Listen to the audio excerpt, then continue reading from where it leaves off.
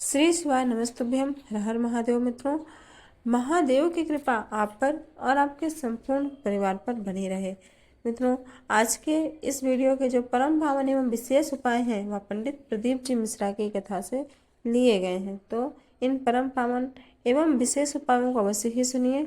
यह उपाय बहुत ही सरल और सटीक फल देने वाले हैं, जो कि मैंने खुद किए हैं और भगवान भोलेनाथ ने मेरे संपूर्ण कार्य सिद्ध किए हैं। मित्रों, महाशिवरात्रि के दिन आपको चाहिए कि आप यदि किसी कारणवश आपके सारे कार्य रुके हुए हैं या कोई भी ऐसा कार्य है जिसके लिए आप प्रयास तो बहुत कर रहे हैं परंतु आपको सफलता नहीं मिल रही है और आप उसको हार मान चुके हैं या आपसे ये मन में आ चुका है कि अब ये मेरा कार्य नहीं होगा, तो आपको हार मानने की आवश्यकता नहीं है। यहाँ पर आपको बहुत ही सरल उपाय बताया जा रहा है जिसे आप करके भगवान भोलेनाथ की कृपा प्राप्त कर सकते हैं। यदि आपका कोई ऐसा व्यापार है जो पहले तो चलता था परंतु आपको लगता है कि यह अब बंद हो गया है, किसी नौकरी के लिए आप बार बार इंटरव्यू दे रहे हैं पर आपको उसमें भी सफलता नहीं मिल रही है, तो आपको महाशिवरात्रि के दिन ये काम अवश्य करना है। महाशिवरात्रि के दिन आपको एक धतूरा लेना है। धतूरे को हल्दी में डुबोकर शिवरात्रि के दिन यानी महाशिवरात्रि के दिन में नहीं बल्कि रात्रि में, क्योंकि शिवरात्रि है तो यह भगवान शिव की रात्रि है, इसलिए रात्रि में 12 बजे हल्दी में भिगोकर भगवान महादेव को चढ़ाएं और वहीं मंदिर में बैठकर आधा घंटा तक भगवान भोलेनाथ का भजन कीर्तन करते रहें। अगर आपके साथ और कोई ना हो तो आप अकेले ही श्री शिवाय नमस्तुभ्यम का जाप करते रहें। आधे घंटे बाद उसको वहाँ से उठा लाएं।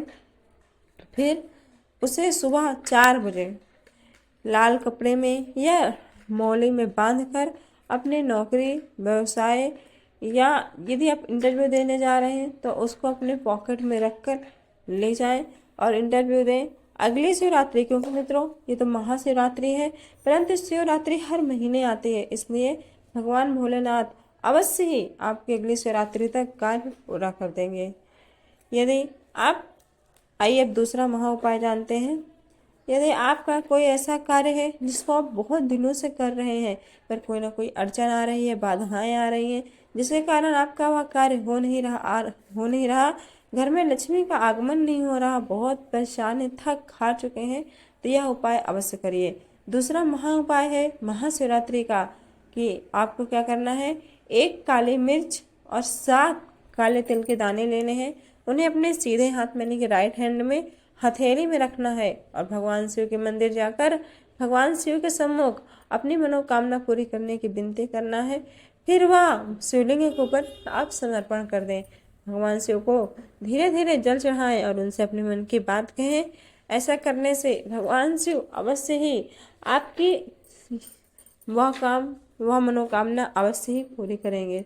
मित्रों, महाशिवरात्रि का जो तीसरा एवं सबसे विशेष उपाय है वह यह है कि यदि आप आज के दिन आपके घर में झगड़ा हो रहा है, क्लेश हो रहा है, सास बहू का, पति पत्नी का, जिससे भी झगड़ा हो रहा है, तो आज के दिन आपको क्या करना है कि आपको 7 गेहूं की बालियां तोड़ना है। गेहूं की बालियां तोड़िए, उसको अपने पूरे घर में घुमाइए और जिस व्यक्ति से आपका ज़्यादा झगड़ा हो रहा है तो भगवान शिव के मंदिर जाइए, वहाँ पर अपना नाम गोत्र बोलिए और जिस इंसान से आपका झगड़ा हो रहा है उसका नाम और गोत्र बोलकर वह बालियां भगवान शिवलिंग के ऊपर समर्पण करें। ऐसा करने से भगवान अवश्य आपके जीवन में सुख, शांति एवं खुशहाली देंगे। मित्रों, आज का तीसरा महाशिवरात्रि का तीसरा विशेष उपाय यह है कि यदि आप किसी महान कष्ट से गुजर रहे हैं, बड़े से बड़ा संकट आ गया है, बड़े से बड़ा रोग आ गया है, जिस डॉक्टर ने कह दिया है कि अब आपका यह रोग ठीक नहीं होगा, अब ये हमारे बस का नहीं, तो आपको निराश होने की बिल्कुल भी आवश्यकता नहीं। भगवान महादेव पर विश्वास करके 7 आपको क्या लेना है, बेर लेना है, जिसको बोर भी बोलते हैं, बेर लेना है। उसको अपने ऊपर से उतार के दिन के 12 बजे भगवान शिव के शिवलिंग पर समर्पण करें। ऐसा करने से भगवान महादेव जो भी आपकी गंभीर बीमारी है, रोग है, वह भगवान शिव की कृपा से अवश्य ही दूर हो जाएगी 3 महीने के अंदर। तो ये उपाय आप शिवरात्रि के दिन अवश्य ही करें। मित्रों, अब जो चौथा एवं सरल उपाय है, आइए वह जानते हैं।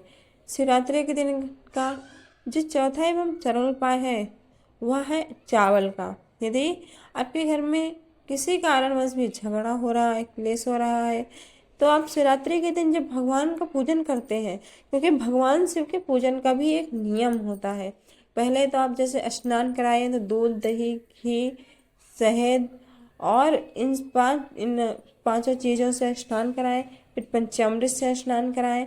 स्नान कराने के बाद भगवान को वस्त्र समर्पण करें, फिर जनेऊ इत्यादि समर्पण करें। फिर भगवान को आप तिलक लगाएं। तिलक कैसे लगाना है? भगवान वही त्रिपुंड स्वीकार करते हैं। सबसे पहले आप अपने हाथ की ऊपर की 2 उंगलियों से तिलक लगाएं, फिर नीचे की जो एक उंगली होती है उससे लास्ट वाला तिलक लगाएं। ऐसा त्रिपुंड भगवान से स्वीकार करते हैं। उसके बाद अक्षत चढ़ाने का भी नियम है। आपको अक्षत धोकर अपने बाएं हाथ में अक्षत लेना है। दाहिने हाथ से सबसे पहले अक्षत आपको शिवलिंग पर समर्पण करना है। फिर कहाँ समर्पण करना है? भगवती माता पार्वती के हस्त कमल में आपको अक्षत समर्पण करना है। अशोक सुंदरी मैया की जगह में भी आप अक्षत समर्पण करें। जो स्त्री, जो पुरुष अशोक सुंदरी की जगह में अक्षत समर्पण करते हैं, भगवती अशोक सुंदरी और भगवान भोलेनाथ और माँ पार्वती की कृपा से उनके जीवन में कभी भी क्लेश नहीं होता। और जो मनुष्य श्री माँ पार्वती के स्थान पर अच्छे समर्पण करते हैं उनका सौभाग्य खंड रहता है। भगवान भोलेनाथ के ऊपर जो मनुष्य अच्छा समर्पण करते हैं उनके जीवन में सुख शांति आती है। और जो मनुष्य श्री गणेश जी के स्थान पर अच्छा समर्पण करते हैं उनके जीवन में धन धान की वृद्धि होती है। जो मनुष्य कार्तिकेय जी के स्थान पर अच्छा समर्पण करते हैं उनके जीवन में शत्रुओं से कार्तिकेय जी रक्षा करते हैं। तो आप मंदिर जाते हैं तो भोलेनाथ की शिवलिंग में महाशिवरात्रि के दिन 6 स्थानों पर अक्षत अवश्य ही समर्पण करें। कहाँ कहाँ पर? एक बार फिर से सुन लीजिए। गणेश जी के स्थान पर, कार्तिकेय जी के स्थान पर, अशोक सुंदरी के स्थान पर और माता पार्वती के कमलों में। और जो ऐसे अर्घा माता पार्वती का जो कमल होता है उसके ऊपर जो लाइनिंग रहती है ऐसे, वह गणों का स्थान है। तो वहाँ भी आप अवश्य समर्पण करें। फिर शिवलिंग के ऊपर इतने जगह आपको अक्षत विशेष रूप से चढ़ाना है।